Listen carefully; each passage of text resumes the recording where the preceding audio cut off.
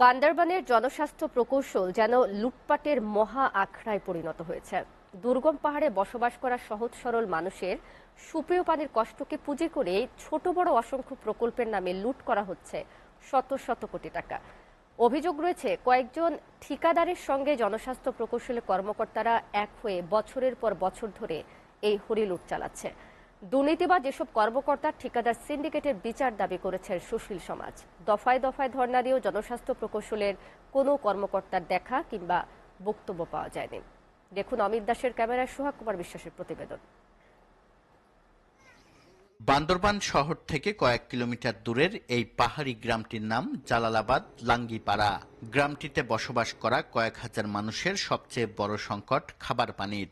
বর্ষা মৌসুমে পার্শ্ববর্তী সাঙ্গু নদী ছাড়াও দূর দূরান্তের পাহাড়ি ছড়া থেকে পানি সংগ্রহ করলেও শুষ্ক মৌসুমে পড়তে হয় মহা দুর্ভোগে। বছর দুয়েক আগে পাহাড়ে বাদ দিয়ে কয়েকটি ছড়ার পানি একত্রিত করে টাঙ্কিতে জমা করে এই পাড়ায় সরবরাহের প্রকল্প নেয় স্থানীয় জনস্বাস্থ্য প্রকৌশল অধিদপ্তর। কিন্তু চরম অনিয়ম আর দুর্নীতির মাধ্যমে ৯/৬ করে প্রকল্প শেষ করায় সুফল পায়নি এলাকাবাসী। উপরন্তু ছড়াগুলোতে বাদ দেয় পানির সংকট তীব্র হয়েছে। আর পানি হাইনে পারি বহুত দিন পানি নয় দাজি আসছে ওই গুল পানি কিনে কিনে আই পানি আর পানি বেশি কষ্ট। রমজান গেছে, আমরা রমজানও পানি পাই নাই, এক ফোঁটা খাওয়ার জন্য পাই নাই। নই আবার আরা টাকা পয়সা তুলি মানুষ দিয়ে নলি জুড়া দি আবার আনি খাই দি।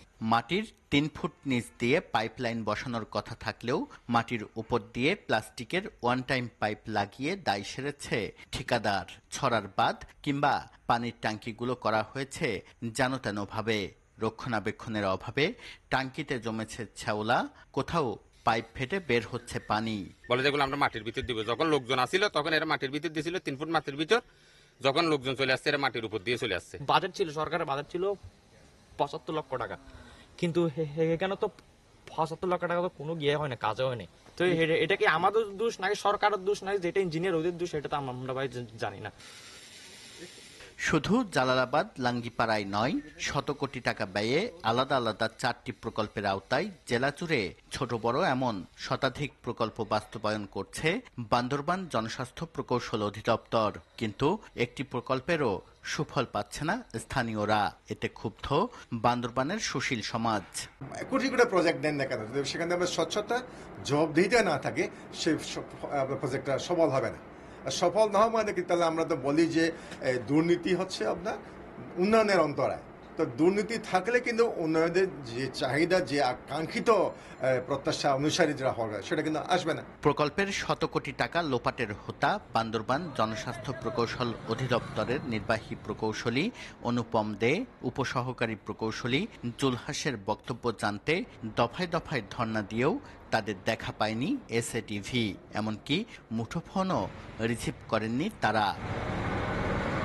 বান্দরবানের সবচেয়ে কাছের প্রকল্প এলাকা এই লাঙ্গিপাড়া। প্রায় 2 ঘন্টা পাহাড়ি পথ পেরিয়ে পৌঁছতে হয় প্রকল্প এলাকায়। অন্য প্রকল্পগুলো আরো দুর্গম এলাকায় হওয়ায় উপর মহলের তদারকিও নেই খুব একটা।